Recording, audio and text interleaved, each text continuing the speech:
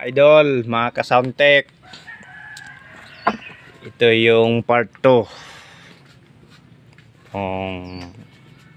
amplifier na to, yung Sony amplifier na to. Ito yung laman niya, nabuksan na natin mga idol. Ano to siya, Shake 44D. Ang issue nito idol is Protect E03. Protect E03, nagpo-protect si idol. Ayan siya. Buksan natin to lahat. Ito yung laman niya sa loob. Ito tinalian ko para hindi mahila yung mga ano niya, mga ribbon niya mga idol.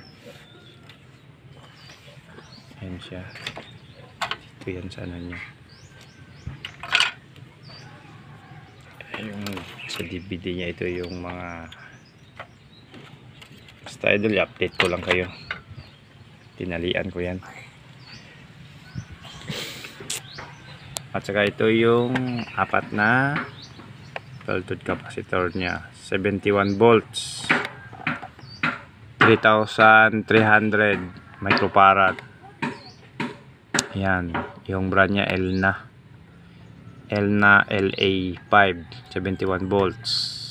Yan. Ay. Tapos linisin pa natin to.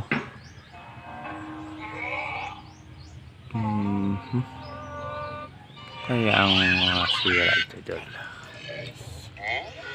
Sige idol, update ko lang kayo ha. Abangan nyo yung part 3 nito. Maraming salamat.